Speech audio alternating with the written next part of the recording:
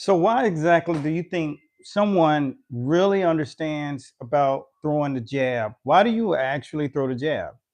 But that's what I'm going to get into today because I found out that one of the things that I see a lot of people doing is the first thing they want to do is learn how. Well, we teach boxing backwards. How is number three. The first thing that you want to know is why you do something. And the reason why you want to know why you do it is because it makes more sense to you when you actually have to do the thing. The second thing that we do when it comes to teaching boxing is making sure that you understand when to do it.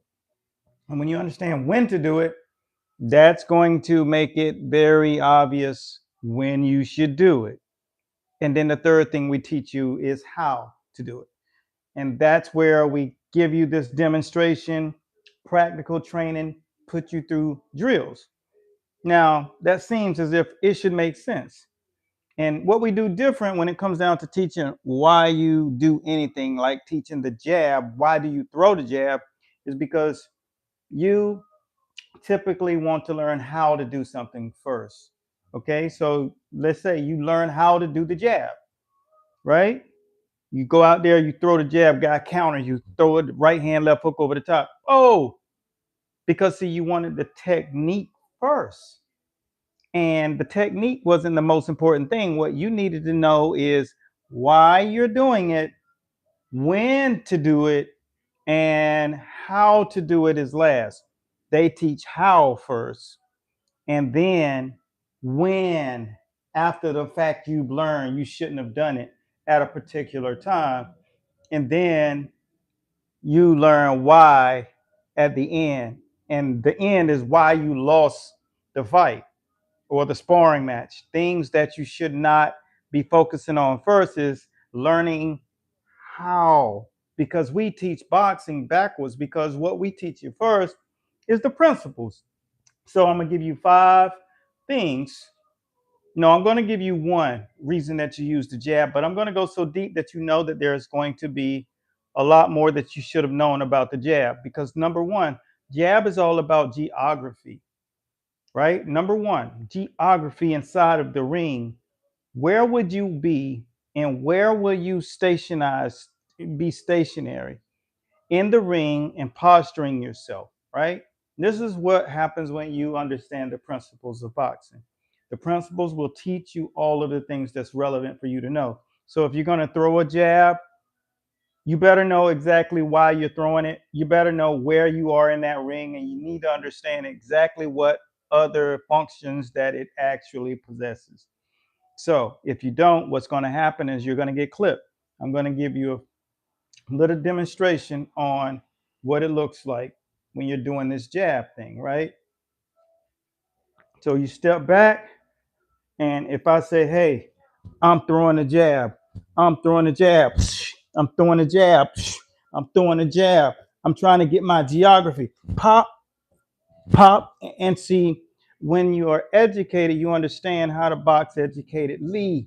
You understand that you have to keep your head off the line. When you're throwing the jab, pop, you need to be off here. When you're throwing the jab, pop, that's up jab, you off the line. You're never on the line, right? And if you're going low, then you catch this, because if the right hand comes, boom, you have something to shield yourself. See, there are different things that you'll learn when you understand. First, I need to understand the principles of boxing, which is what not to do when I'm in this situation. And then start learning when to do the thing. And that's how you'll get better at boxing. See, the reason why you're so confused when you're learning is because you're actually doing it in reverse. You see, that's why we teach boxing backwards. That's why a lot of other channels, you run to flock to people who are giving you the actual demise. And so 13 people a year are dying in boxing because they're learning how to do something that they don't understand when to do it and why they're doing it. They think they know, but they're not putting enough time into the actual studying of it. All right. So this right here is a 6-week training camp. And the reason why we created this is because people really don't know how to run a training camp. Guys come in the training camp overweight. They come in the training camp without muscle memory. And then what happens is they get minimal out of that 6 to 8 week camp because they're focusing on undoing a lot of bad habits. So what it does is, remember being in the training camp, and we were getting prepared for 𝗙𝘅𝗽𝗍, and we had fighters coming from all over the world. I mean, 𝗙𝘅𝗽𝗍 is a 2-time heavyweight champion, so you got to bring your A game. And so I remember Coach bringing in the 6'3" super middleweight for our boxer who was going up against him because they needed someone with speed. So he got off the plane, boom, boom, come from Florida. And I mean, he had, hand speed, skills, angles. I mean, he was just very good. I'll never forget the dreadlocks. I can't remember his name straight off, but I do know that he was on the Olympic team alternate wise. And he was absolutely just dynamic. He reminds you maybe of I don't know. I'd like to say someone like Chad Dawson, frame wise. He was about 6'3", had really good reflexes, super long and wiry, but just had a great boxing cachet. And I remember him coming in there. He was very arrogant, and he whooped one of our boxers' asses.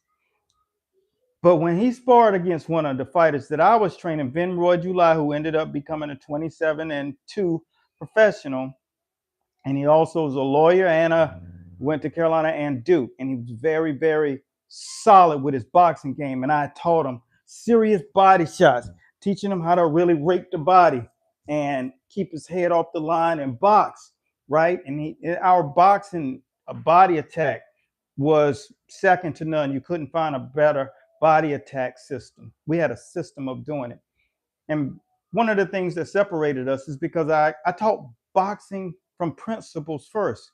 So what he was called to do, he knew how to do, and he knew why he was doing it.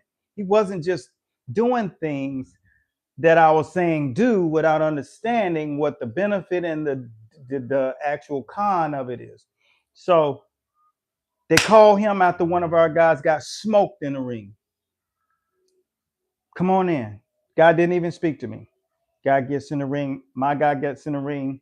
Well, he was already in the ring. My guy wasn't even warm. Guy's in there, and 𝗙𝘅𝗽𝗍 was a southpaw, and he's up in D.C. area, so you know what it is up there. So, boom, Baltimore, sorry. 𝗙𝘅𝗽𝗍, pop, pop, pop. First round, raking him to the body. Bam, raking him to the head. Banging the dude out. He didn't have a second that he didn't win in the last sparring match, which was seconds before that one. And he didn't have a minute where he was winning at all in this one. And he was getting hit to the pie. We took no mercy on him. He didn't make it out of the first round. Everything kind of subsided. The bell rung, and he didn't take a second round. He knew then that he had been into something different that he had never witnessed, and that was this. He got out of the ring. He finally walked up to me and was like, I've never been attacked to the body like that. I never had my body smoked. Like, he was like, yo, I never been through anything like that. I've always had the upper hand. See, athleticism will get you so far until you reach the highest level. And I teach the highest level of boxing because I teach principles that mean we miss nothing. And when he got out of that ring, he respected me enough to come over because I was working the other corner. And he was like, yo, boss, you guys putting in work. Lo, you think we could? No, I don't do that. I don't take other people's. And this 6-week training camp is what we were doing. This is masterful. It teaches you not just how to box, it teaches you the understanding of why. I love it because inside, this is a 6-week training camp because it's just like if you're a level 1 coach. You're a fighter, you really want to understand why you're doing it. We broke it all down. Everything, what to expect, continue, what to expect, guidelines for execution and regimen, benefits for boxing mediums, things that you guys don't even understand the vocabulary of, and I know you don't, even if you're a pro, because this is just another level. I learned from 3 professors, okay? The George Bentons, the guys, the Kenny Adams, all of these guys stacked on top of each other. Coach Anthony Bradley, you know, like, you just don't get that lucky. And so I carried my life. They were all military, boom, boom. And this is a 6-week guide, and I'll follow it to a T. If you're going into a training camp, you need to understand how the training camp must operate. Those guys were military, so they actually did it in a way that most people will never, ever comprehend, saying, oh, I got to put time to do it the right way. Yeah. So what's going on, champ? Hope you guys are good. Yes. I appreciate you, brother. Coach, I love your content. Yeah, I appreciate you. Tell me where you're from. How do I help my 14-year-old daughter to relax and sit on her punches? Because first thing you're worrying about first is what my recommendation is, start teaching her the principles, right? If you tell your daughter there's a snake 25 yards away from the house, you think she's going to go on the side of the street that the snake is? No, she's not, right? But if you wait until she get up on the snake and then yell snake, then what's going to happen? She's going to panic. And that's what's happening with her, with you allowing her to just do the thing. You need to prepare her mind. And this is the training that you have to follow if you want to follow. The 6-week training camp would come with everything that she needs to do to instill a muscle memory. So that's including knowing how to box, bend the knees, sit down in a stance, and learn how to throw combinations and bunches on both sides of the body, and not having to be told, keep your head off the line, not be having to be told to throw combinations, because she understands comprehensively that the opportunity is there to throw combinations. So she'll just naturally do it because in her brain it's been stamped when she should do it, how she should do it, and why she's doing it. And there's no confusion. So my suggestion, there's a link down below that goes up with every post. It automatically aligns itself. It's the School of Boxing. I'd enroll into the School of Boxing so you can get access to things to help groom her the proper way. I don't know how long she's been boxing, but my recommendation always, coach, is that you teach boxing backwards. First, you start with the principles, and then you start teaching them why, then when, and then how, not in reverse. We have 13 people fatally die every year because the first thing they learned was how, and they don't know how. How can you know how to drive a car first before you take your license test, right? You're not going to give someone license before they take the test. The test is learning, why do you press the brake versus the gas?